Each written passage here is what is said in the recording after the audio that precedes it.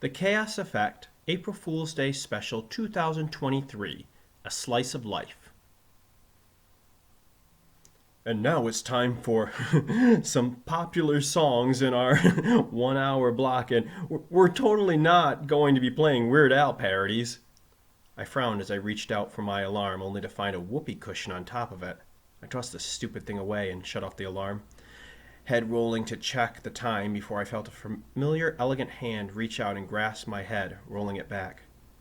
Don't, Mai said, words slurred with sleep. We aren't on the blimp. Oh, fuck no, I groaned as I instantly came awake. Mai, interestedly enough, managed to stay relatively sleepy despite finding ourselves ripped away from the norm. Uh-huh, filler arc. God damn it all. I wish I could, Mai complained, burrowing deeper under the covers. I woke up before you, and I've been trying to muster the energy to care. I sighed, shutting my eyes. Halloween? Christmas yet again? Look at our pajamas. I frowned, lifting up the sheets to see our matching sleepwear was decorated with banana peels and whoopee cushions. April Fool's Day? I moaned, letting the blanket fall back down over me. An entire day of stupid pranks and jokes. Starting off with the matching jam jams, Mai complained. I would love to focus on how utterly cute it is that you call them jam jams, but April Fool's Day? I hate that holiday! That caused Mai to lift her head up, propping it up on her hand. You hate April Fool's Day. I have trust issues, I muttered. I got pranked at work once. They didn't tell me it was a prank for hours, and it caused issues. Ever since then, I've done all I could to avoid it, but the world seems determined that I have to deal. So, yeah, I hate the holiday. I smacked the bed in frustration. Fuck. Fuck. Fuck. Fuck! Mai let out her own groan, flopping down and pulling her hair so it hid her face. And considering just how much she had, it wasn't an easy task. Honestly, I'd once considered braiding a jump rope out of her locks. This is going to be a nightmare, right? We'll probably have to deal with people being the opposite, like Kaiba being nice or Taya being a slut. She paused, snickering slightly. Renard settling on an accent. Fuck. Probably you'll have to duel somebody. You ever heard of the prank kid archetype? Fuck. Ah, so you have. Mai sighed and slowly sat up. Well, unless you can think of a way out of this, let's get this going. Might as well not linger on the pain. Fuck. Yeah, this is going to... No, I said, slowly smiling as I looked at her. That's how we're going to get out of this. Mai frowned at that. Edwin, I might be cunning, but sometimes you need to explain things slowly to me. Why get up? Why go along with all this? Why even get out of bed? Mai let out a yelp when I grabbed her and yanked her back down onto the mattress. I rolled on top of her, running my hands along her sides. I think the solution is rather simple, I stated as I reached over to my end table and pulled out a drawer, yanking out a box of condoms. I checked them over, and seeing that they were brightly colored, decided it was probably the biggest prank with them. We'll spend the entire day fucking like rabbits. And if someone tries to stop us... Millennium Key and Moon Goddess. I waved my hand, Shadow Realm magic shooting out and sealing the door. No one is getting in. We'll have to get water so we stay hydrated. We'll drink in the shower when we move in there. I leaned down and began to nibble on her neck. Mai arched a bit before moving to unbutton my pajama top. Worst case, we can call this the best prank ever. That's my girl, I whispered. Besides, the world can survive without us for one day. Scene break. Arya had to fight the urge to bang her head against her desk. Normally she loved her job working as the head of beta testing. But unfortunately, 2 new employees were driving her insane. More than her boss ever could with his need to make every invention have to do something with the Blue Eyes. She was still glad that Martin had said no to the Blue Eyes jet, but she feared the day Kyber went over his head and created it anyways. Because then I'm going to have to test it. She shivered a bit, but she begins to twitch her eyes as the 2 idiots kept talking, Taking a deep breath, she places the packet of paperwork down and stands up. Will you please stop fooling around and actually work? She spins on her heels, looking at the two men whose names she couldn't even remember. Thanks to you two not showing up, we're already behind. We need to get this stuff finished and then tested. The taller man snorted, putting down his monster. What are you talking about? We didn't miss a day. Arya had to hold back the urge to growl, taking a deep breath. Yes, you did. You know the day that we usually have off, but was replaced with the day that we usually have to work? You know that one on Christmas Eve? We have a deadline on this product, so it was decided that we would work on Tuesday so we could get it done? We have a set schedule, the man replies. They can't change it just because we have Christmas Eve off. That was months ago. The other workers were silent, watching this all go on. Gritting her teeth and not wanting to have this argument again, she sighs. Fine, but can you actually get started? And you, she turned to the other, who had one headphone in his ear and was loudly talking. Can you please get off the phone? I'm fine with you listening to music, but please stop talking to whoever you're talking to. The other man looked up and laughs. You're not my boss. Arya blinked as everyone stopped what they were doing. She couldn't believe what she was hearing.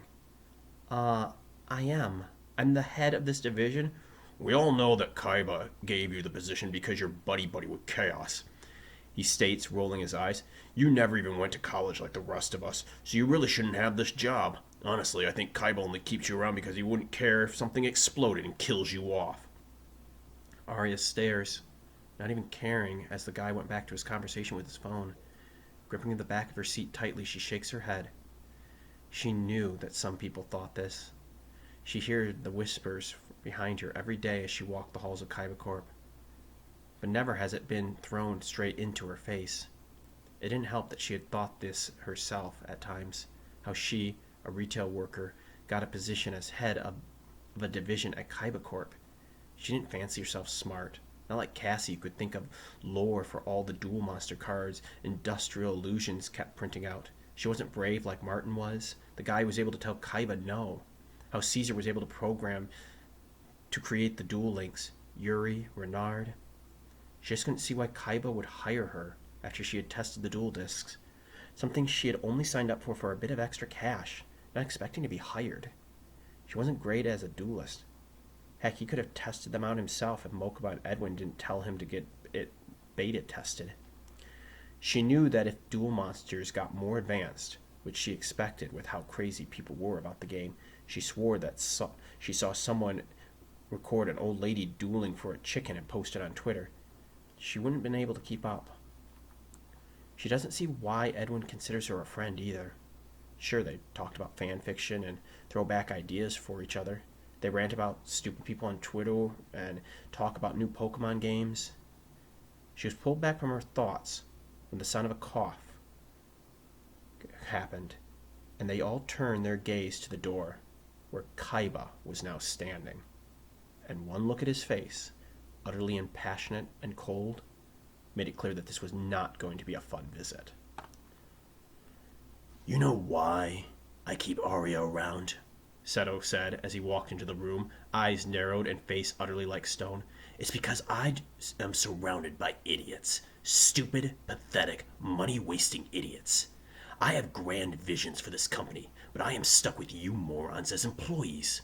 I want to reach out to the heavens. He paused at one desk, and Arya watched the loudmouth curl in on himself like wax paper thrown into a bonfire. And you ignorant clods are anchors that are locked onto my ankles, dragging me down to earth. But every once in a while, I find someone who isn't an idiot. He jabbed his finger at Arya. Someone who actually has the brains, skill, and ability to get the job done. Now you're right, she does have a weakness. It's because she's too nice. Because if I were your boss, the one who directly was above you, I would have fired each and every one of you and made sure that the board knew that the reason why the project wasn't getting done was your incompetence. I would have then called in every favor I had to ruin you so completely that you could never rebuild. Evicted you from your building, spouses leaving you, children lying that you once got drunk and managed to actually properly engage in reproduction. But she has decided For some reason that escapes me, that you fools might actually be worth something. I can only assume it's because going through the paperwork to finalize your terminations and ensure the only jobs you ever get will be sweeping out the gutters that your previous boss found you in. But her kindness can only protect you so much. So if I were you, he raised a single eyebrow, I get to work so that she can keep protecting you, because Yugi and I have a duel I need to get to. And if you keep me from that, there is no force on heaven or earth that will save you from my wrath. All the workers shivered. Oh, and just one more thing. He paused, and for the first time since he'd entered the room, he smiled. And that was chilling. Edwin Chaos might be a loudmouth, but I watched him literally burn men alive. They would have gone after Wheeler's sister. What do you think he'd do to any of you for trying to suicide bait his friend? Arya watched, stunned, as Kaiba left. Within seconds, her entire team began to work double time to get things done. She would have been more impressed if she weren't shaking in terror at what she had just seen. Scene break.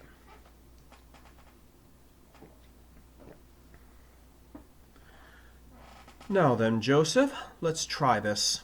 Joey gave a casual shrug. He hadn't wanted to attend the session, but Serenity had said that the doctor had done wonders for her, and honestly, he was tired of trying to call the 1-800 support numbers and the system not being able to help him. Sure thing, Doc. Whatever you say, I'm all for it. The doctor, Dr. Henry Higgins, smiled, but it was a tight, forced smile. Like when one requests the steak dinner and is told, "Oh, sorry, we forgot to order that, but the chicken is like a feathered cow, so that's close, right?" He settled in his chair, one leg crossed over the other, and tapped his pencil against his notebook. Very well. We are going to run through some very simple phrases, okay? This will help you prepare your tongue to speak more, well, with a neutral accent. I got you, Doc, Joey said with a grin, warming up to the challenge. Dr. Higgins nodded. Repeat what I say. Repeat what you say. No, not that. Nah, not that. No, Joey, Higgins stated. Wait a moment. Nah, Joey, he parroted. Wait a moment, Kay? Now you're just adding words to the sentence. Now you're just adding words to the sentence. Come on. Higgins held his head in his hands. Scene break. And it is agreed, Kaiba, that this will be the final duel, the one that will decide once and for all our eternal rivalry and how it will end. Seto nodded as he and the Pharaoh walked towards one of the dueling arenas at the Kaiba Court complex that was set up in the city. While they could use their duel disk, it had been agreed upon both of them to use a platform. Their final duel would happen just like their first. Seto had also suggested that they start by putting Yugi's grandpa in the hospital, but after a few minutes of considering that, the Pharaoh had decided that wasn't actually needed. That's right, Yugi. We'll finally determine which of us is the greater duelist, so I hope you're ready to find yourself plunging back down to the bottom, because that's where you're gonna go once I've defeated you, and I'm on top once again. Or perhaps you are afraid that I will twist you around, and it will be you that's on the bottom and I above you, the Pharaoh declared. What are them two fellas complaining about, Agnes? An old woman asked as the two teens walked by. Her companion scoffed. One of them gets to be the top, and one of them gets to be the bottom when they have sex tonight. That's what they're debating. Oh, that's nice. I remember how we used to fight about that. The Pharaoh and Kaiba came to a stop in front of the dueling arena, Seto pulling out a card and moving to put it in the reader on the side of the entry. This is it, Yugi. Your end. Seto frowned as the buzzer growled at him. He tried again. He blinked, looking at the card. It would seem that they do not open till 1 p.m., Kaiba, the Pharaoh stated, reading the sign posted on the door. It is currently 11:38 a.m. We have another hour and 22 minutes to kill. Seto grumped. Just another hour and 22 minutes that you have to dwell on your upcoming defeat. The two stood there. Do you want to get some food? The Pharaoh asked. It is close to lunchtime.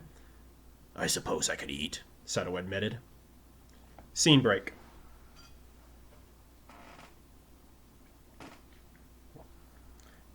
I am glad you were willing to meet with me, brother, Merrick rolled his eyes as he settled onto the couch next to Odeon. Yes, your betrayal of me, brother, and you as well, sister, has ensured that you will suffer for the rest of your days. But that doesn't mean we can't hang out and watch anime in my hotel room, he scoffed. I'm not a monster. Very true, brother, Ashizu said, settling down next to the two of them, a bowl of popcorn in her lap.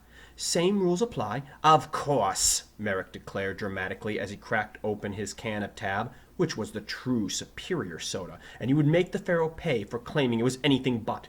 We will not discuss how you are foolish fools who do not understand my greatness, even though you don't. Yes, brother, Ashizu stated, though I still think you should just talk to the Pharaoh. Odeon and Merrick instantly held up their hands, and Ashizu sighed, getting up and grabbing her purse before putting a few crumpled bills out. Heading over to the dining room table, she grabbed a jar that had a piece of paper taped to it that said Pharaoh jar with a crude Millennium puzzle drawn onto it, and placed the bills inside. Apologies, she said as she moved back to sit down on the couch. Now then, what were we watching? My Hero Academia Season 3, Odeon stated. Splendid, Merrick declared. I so do love this show. He snagged a handful of popcorn, shoving it into his mouth. That Izuku Midoriya just speaks to me. In what way? Ashizu asked, confused by his comment. His life is just like mine, Merrick explained. In what way? She repeated.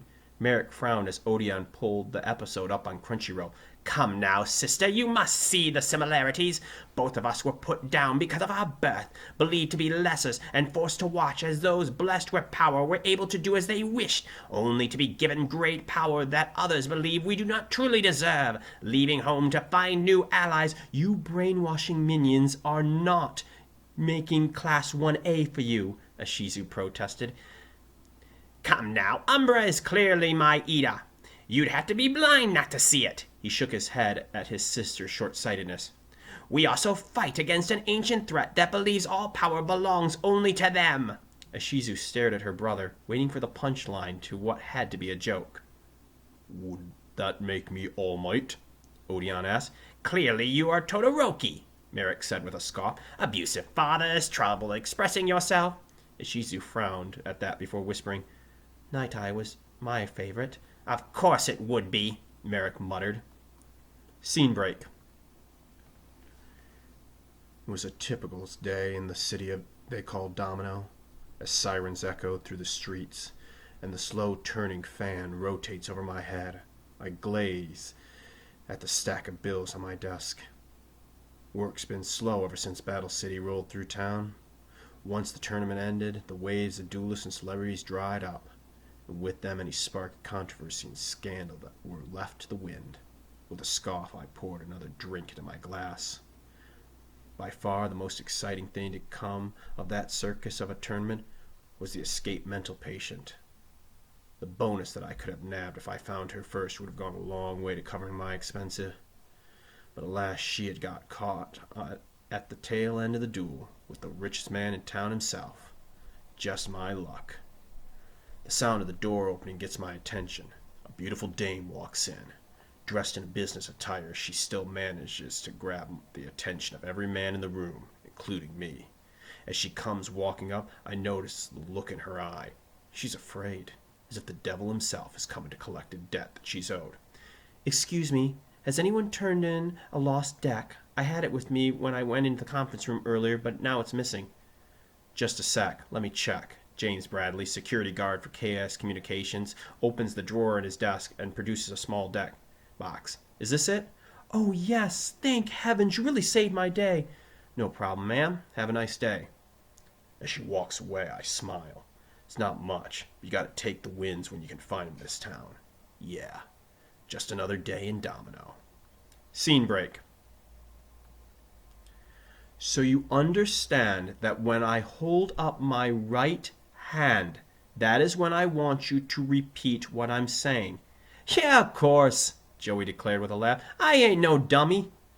Higgins just shot him a dry look before taking a calming breath and raising his hand. Hello, sir. Is this the library? Yo, man, is this here the book place? The doctor frowned. That isn't even close to what I said. Joey reached up and wiggled his pinky in his ear. You sure, man? It sounded like what you were trying to say. Never mind. He held up his hand. Let's talk this over and come to a compromise. Yeah, either do what I say, I'm gonna bop you in the nose. Higgins frowned but pushed on. How much for this deep dish pizza? Yo, I'll give you $2.50 for the New York style slice.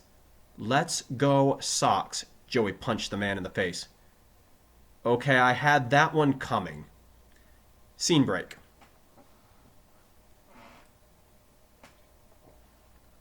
So, what do you want to do when it comes to getting lunch? Sato asked as he and the Pharaoh looked over the many different restaurant options they have. Pizza would be good, the Pharaoh stated. Darn it, the Sato thought to himself, stuffing his hands into the pockets of his coat.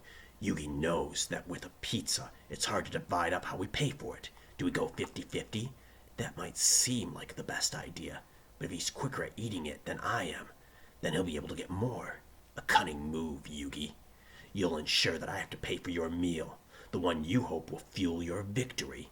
He paused, eyes narrowing as a smile began to form on his lips.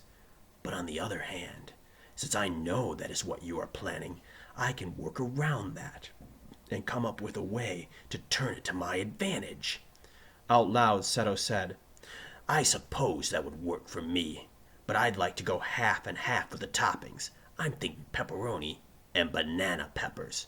Pharaoh! Yugi exclaimed in warning. If he does that... I know, Yugi. Kaiba clearly figured out somehow that we hate the taste of banana peppers. He wants to infect our half of the pizza with their taste, so we'll have to give him more food. The very food that we need in order to be focused for the duel that is coming. Everyone knows the King of Games cannot be hangry. But what can we do, Pharaoh? Yugi asked. Kaiba was very polite in asking us to do the split toppings. We can't be rude and deny him. Can we? No, Yugi, we cannot. But I believe there is a way in order to get this order, so that it doesn't get in our way. All we have to do is trust in the heart of the pizza. He considered his words carefully before stating with a dramatic thrusting out of his hand, I have no problem with that, Kaiba. But why don't we also get some stuffed cheesy bread as well? Curse you, Yugi, Sato silently fumed. You know my utter love for cheesy bread, so I won't be able to say no to it. But that means I'll have to fill up on it, and won't be able to finish all my pizza. And you'll ask to take the leftovers, and I'll have to let you have it out of courtesy, and I just know who you'll give those leftovers to. Wheeler. Sato grit his teeth at that. I won't let that loudmouth eat a single bite of pizza that I paid for. I refuse to feed that glutton. He thought over his options carefully. I can only do this once. Once I make this move, I can't use it again without Yugi realizing what it is. But a situation like this is the only choice I have. He looked right at the Pharaoh. I just remembered that I told Mokuba we would have pizza later this week. I don't want to have it twice in a row. Of course, the Pharaoh stated. I was thinking we might try Indian food. Indian food? Yugi thought in horror. No one's ever managed to duel after eating Indian food. Then we might have to be the very first, Yugi. Scene break.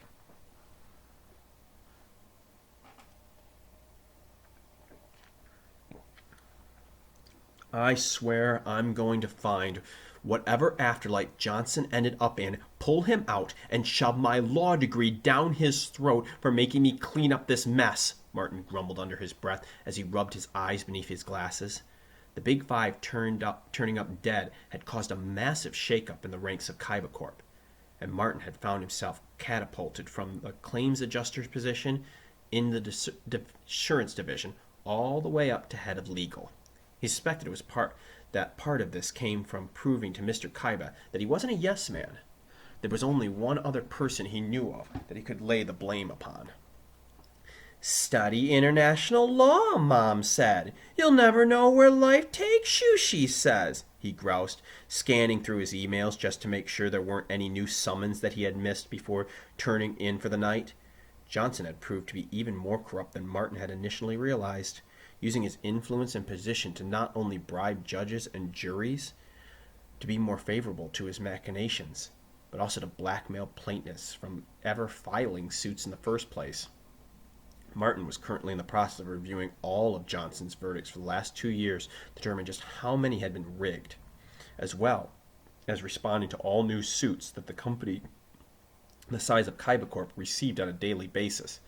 Mr. Kaiba had been explicit in his directions to make sure that any lingering members of the Big Five were wiped clean. And Martin was nothing if not thorough. Martin turned and looked out the window that looked out over Domino City, a bustling metropolis that still was shining with light even this late into the night. Even after his time abroad, he was still shocked by how different the atmosphere in Domino was. Philadelphia was a rough city to call home. Even as much as he loved it, his mother, a literary professor at Temple University, had made sure he understood as much while still showing how much history and personality the city contained. Domino was fresher, younger, more relaxed than Philly. It was probably what had attracted Martin here once he had finished his degree. Glancing down at his watch, Martin figured that it was time for him to call it quits for the day, as well as grab his suit and get on out of there. He had finally had a chance to pick up a new collection of Arthurian legends at the local bookshop that he'd found by his apartment and was eager to dive into it once he got home when he heard the dreaded notification ding and groaned, settling back into his chair and opening the attachment from the automated summons system. Mr. Siegfried von Schroeder, hereafter referred to as the plaintiff, alleges that Mr. Seto Kaiba, hereafter referred to as the defendant, committed intellectual theft against the plaintiff in regards to the creation of hard-light technology for entertainment purposes by way of telepathy? Oh, you have got to be kidding me. Scene break. Sally had a rich and meaningful life outside of work. Oh, she was she kidding. She regularly lived at the daycare. She spent so much time there that if her life were a movie or a book, she'd be the side character that only showed up at Christmas or in a throwaway line. The daycare was quiet today, though. It was a good chance to catch up on her paperwork. Office days weren't very fun. Sally preferred being with the kids. The stack was threatening to topple over, though, so Sally had ceded control to her assistant Emily and tackled the forms she had meant to get for the last few months. Incident reports, requests for funding, maintenance reports, safety schematics, bills for plumbing after the kids had flushed an Abby's teddy bear, bank receipts. The list went on and on. Most were just needing signatures. It wasn't hard work, just annoying work. Sally was studying the schematics when her phone rang. "Sally, he did it again!" Emily shouted over the sounds of crying children near her. "He got her in the face this time." Bentley. It had to be. He was the most prolific biter in the 3 to 4 age range and had a knack for evading the cameras. He had gotten Sally 8 times in 2 weeks, and his mother was the worst. She was one of those mothers that thought the sun shined out of her kid's ass and had accused Sally of lying about her precious boy just to get him in trouble. Word had come down after her complaints that any further incident reports needed camera evidence. She quickly checked the cameras. Finally. She finally had him. Clear as day. Bentley was biting Evie. With a winch she saw that was on the forehead. "Bring him down here. I'll call his mother," Sally said. 2 things happened as Emily brought an angry Bentley into the office. First, Sally prepared to save the footage she was pulling out of her incident report. Second, well, boom. The staff meeting later that day would tell the full story about how something had exploded in R&D. Everyone was safe and the building only had minor structural damage. It was regrettable that the power had gone out and the resulting power surge had wiped out anything that hadn't been saved, but it was only really a minor setback. In the present, Sally sat in shock in her dark office, still holding the incident report she no longer had proof for. She barely felt the sharp little teeth go through the skin of her ankle as she beat her head against the desk. Maybe it was time to push her plans forward, she thought as Bentley gnawed on her ankle. Scene break.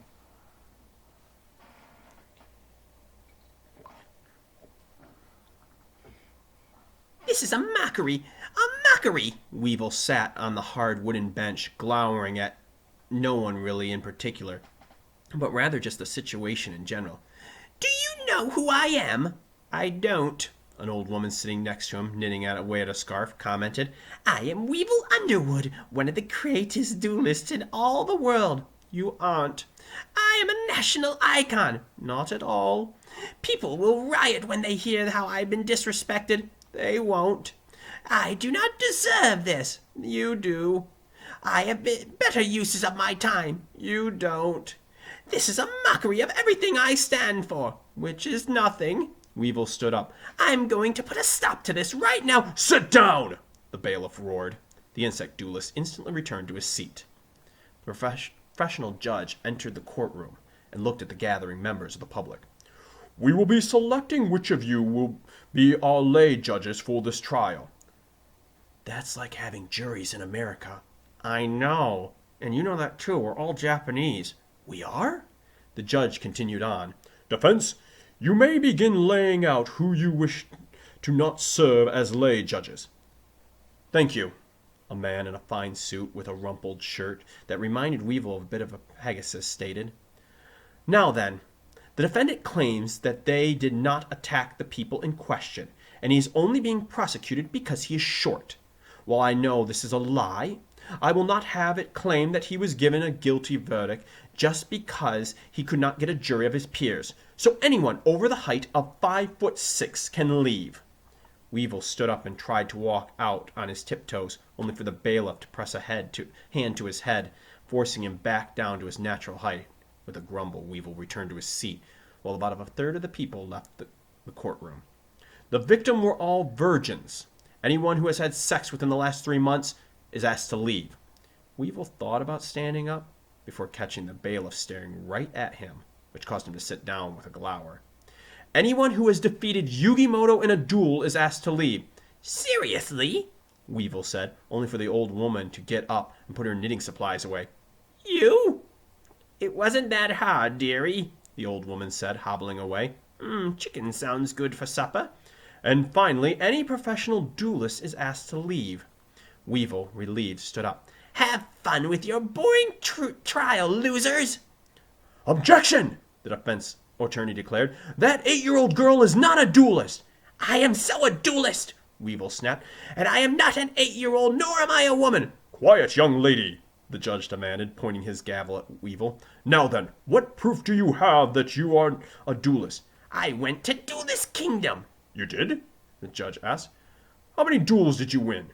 "Well, I was the first one eliminated, but that..." "And what about Battle City?" "I competed in that too," Weevil said. "And how many wins did you have there?" "None." The judge shook his head. "Young lady, I am a judge. I do not have time for such frivolous things as duels." He paused. "But even I managed to win once in Battle City." Weevil sadly took his seat. Scene break. Higgins held his head in his hands. Try again. The shame that came when I lost the game.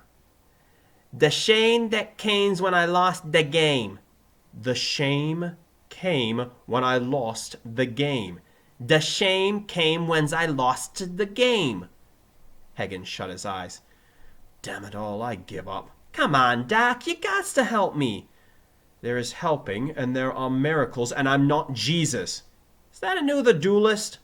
Higgins groaned. Try again. Joey focused.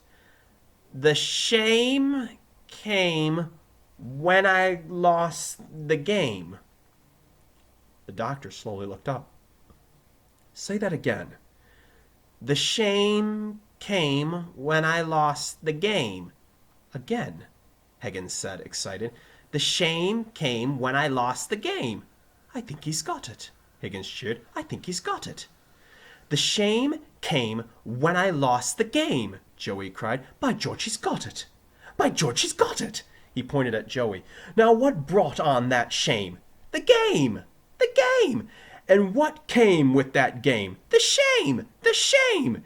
Higgins grabbed Joey's hands and the two began to spin about the room, saying together, "The shame came when I lost the game. The shame came when I lost the game. Bravo, Joey!" Thanks, Doc," Joey said, in his normal accent. "Get out." Scene break. It sometimes felt like there was a language disconnect between Cassie and the rest of the world, and if she tried to vent to anyone but Edwin, Arya, and the others, they just wouldn't understand. Why work at Industrial Illusions if you hate duel monsters, they would say. She didn't even hate the game. She loved the design that the art department came up with, and she honestly had her dream job, getting to research and create the lore for the cards all day. She just didn't get how or why duel monsters had become so ingrained into day-to-day life when there were other, more fun games to be around, in her opinion. Case in point, today had been exhausting with her head editor Keith, no, not that one, rushing her to redo half the lore of the already rather overstuffed Archfiends, which led to her having to pull 2 hours overtime. All she wanted to do was crash in her bed right now. But once on the bus home, she had just realized how very little fresh food she had. And while getting delivery or digging something out of the freezer was tempting, no, she just had to be a reasonable adult today and get off early to go to the supermarket so that she could at least pretend to herself that she was a healthy, normal adult. Thankfully, the place was mostly empty. She was able to speed through most of her groceries, and it was only the hot food counter where the issue arose. There she saw her salvation for the night, a chance to not have to use more energy cooking or to have to pay for delivery. There was still a rotisserie chicken available. Just one, but she didn't care. Reaching over the trolley to grab it, another hand grabbed it. Internally, she sighed as she put a smile on for the little old lady who had grabbed the chicken. "Oh, just go ahead and have it." The woman stared at her. "No." Cassie blinked. "Oh, you don't want it anymore?" "No." The two of them stared, Cassie feeling increasingly awkward. "Really, you can have it. I'll just sort something else out for my dinner." Internally she groaned, seeing the old woman rummage through her bag before pulling out a duel disk. "It wouldn't be honorable to get the chicken. I have to challenge you to a duel, dearie." "I surrender. Please just take the chicken," Cassie almost begged, slumping over the handle of her trolley and pinching her brow. "Now listen here, whippersnapper. I'm almost 30. I want that chicken, and I want to get it the proper way. Now put up your deck and draw." Cassie hung her head and sighed reluctantly before pulling out her duel disk and her deck. "Fine, you go first." The old lady looked smug as she pulled her hand. "First I'll activate the field spell Rotisserie Oven. This spell card lets me activate it by discarding a card to lower the number of tributes needed for a chicken dragon monster by 1. Cassie rubbed her forehead, already feeling the headache coming and the need to scream at her editor. "I'll activate that effect to summon my dark meat chicken dragon in defense mode without a tribute. Then I'll equip it with the spell Chinese Spice to raise its defense by 500 and set 2 cards face down."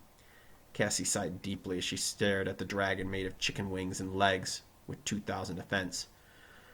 "Okay." She drew and sighed. At least her deck also seemed to be fed up as much as she was. "First of all, I activate the effect of my Dragunity Remus, allowing me to discard him to grab Dragon Ravine from my deck. Then I'll activate it, letting me discard a Dragunity to send a dragon to the graveyard." She quickly discarded both cards. "Then I'll special summon Dragunity Arma Gram, the one that I sent to the graveyard, by banishing those other 2 dragon monsters." Cassie grinned as Gram's flames roared onto the field. "Then I'll summon Dragunity Ducks, allowing me to add an equipped spell, Dragunity Divine Lance, to Gram, raising his attack and letting him use his effect, negating your dragon's effect and lowering its attack. Now Gram, attack!" Gram snarled, charging forth with Lance when the woman raised her voice. "I activate Chicken Negate. As long as I have a chicken dragon on the field, once per turn I can negate an attack and end your turn." "Of course you can." The woman drew. I activate the effect of my oven, letting me sacrifice my dark meat chicken dragon for the ultimate beast, Blue Eyes. Or should I say, blue cheese white meat chicken dragon. As the chicken oozing with cheese appeared on the field, Cassie pulled out her phone and dialed Keith's number. What? Fucking blue cheese white meat chicken dragon? Can be used as a Blue Eyes monster. And that explains it, Cassie sighed before looking at the Blue Eyes White Dragon ripoff. Arma still has more attack, she pointed out, though mentally wincing. While Graham was definitely safe, Dux was a green sitting duck. While he had an effect to gain 200 attack for every Drag Unity card on the field, including himself, that was only a boost of 600. Leaving him at 2100, a very tempting target. Not if I activate Ritual of Blue Cheese, which allows me to sacrifice half my life points in order to summon 2 more. Then I'll activate my Downface Rotisserie Fusion, which allows me to fuse them into the Blue Cheese Ultimate Chicken Dragon. Now strike down her weakling dragon. Cassie winced as Graham was destroyed, and she took a hit to her life points. I end my turn. Good, I draw. Cassie quickly looked over her cards, felt a little bit more than glad. It was only Graham she had lost. First, I'll summon Drag Unity Partisan. Then I'll special summon Drag Unity Legatus.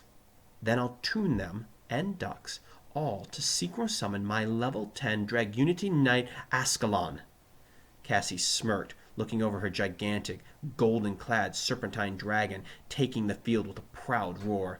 And Ascalon has the effect to banish your What the flying fuck are you doing? Cassie yelped, staring at the woman who was now climbing onto a Coke display.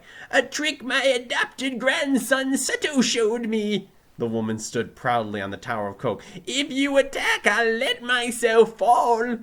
Cassie stared dumbfounded before deactivating her dual disc. I just surrender. Numb, she grabbed her trolley, listening to people praise the old bat about her great and honorable win. I'm never going to understand this game. Scene break.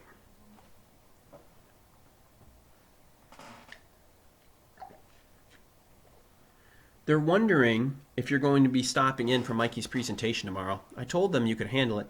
Yeah, sorry, I can't come in, Sally said as she fiddled with the length of cable in her hand, phone pressed to her ear. It's my day off tomorrow, and I already made plans for tonight. You'll just have to make it through the boring presentation about the latest way to deal with stupid parents without me. Going drinking and partying? Becky, the second command at the Kybercorp daycare, asked with a teasing tone. Please, you know I'm as boring as can be, Sally replied, as she pulled out her black, full-cover face mask and then tugged on her night vision goggles. Just going to be hanging out. You need to get out more. You can't just be always on your own.